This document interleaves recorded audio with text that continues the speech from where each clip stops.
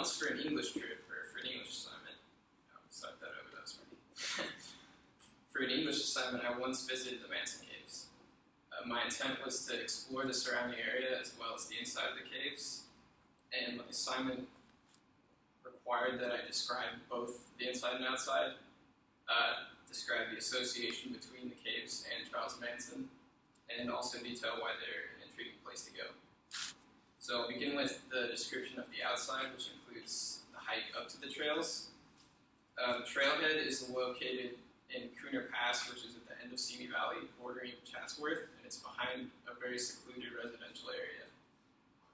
The hike up is very, very steep. The hill's covered in poison oak, and it's very windy, and as you get further and further up, a lot of beer bottles and graffiti start to accumulate.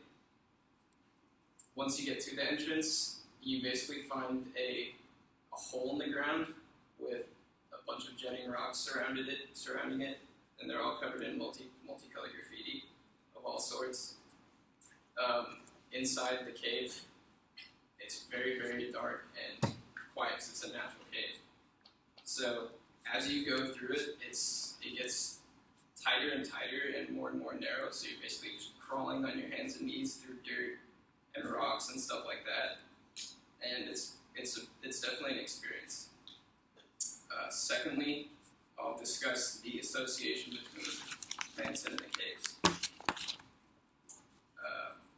The caves take their name from the Manson family, who committed a spree of murders in the 1960s.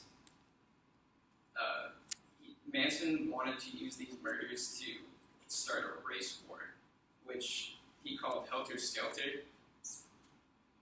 And Helter Skelter it's a very weird idea, but it entails that the entire Caucasian population be exterminated, and that the remaining people would basically they would fend for themselves. And while this is happening, the Manson family would hide away in this cave that they called their home, basically. And as reported by Stephanie Berthaldo in her 2004 article, 35 Years Since the Manson Murders, Manson essentially planned to rise to power once everyone realized that world domination was beyond their natural abilities. Mm-hmm. Keep in mind that Manson was also under the influence of various drugs, and it is said that he indoctrinated his followers through a series of compulsory orgies and acid trips, according to Mears, or Stephanie Berthaldo. Lastly, I'm going to explain the intriguing aspects of the cave, which include its length, its depth, its the weird artwork that's contained within it, and all the remnants of both the Manson family and many people that have gone through it.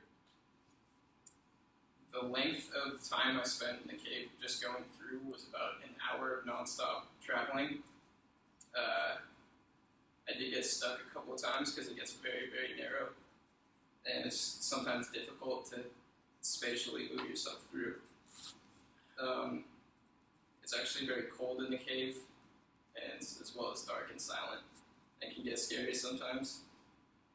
The one thing that I noticed that I didn't expect was how unique the graffiti was. Can I get my... And this is one of the most prominent works inside the cave. And now there's a light bulb button. Okay. It's very weird, and it's kind of dark because the picture was taken from inside the cave. So, but it's a very obscure picture, and it's also coated in over another layer of spray paint, which I found very interesting.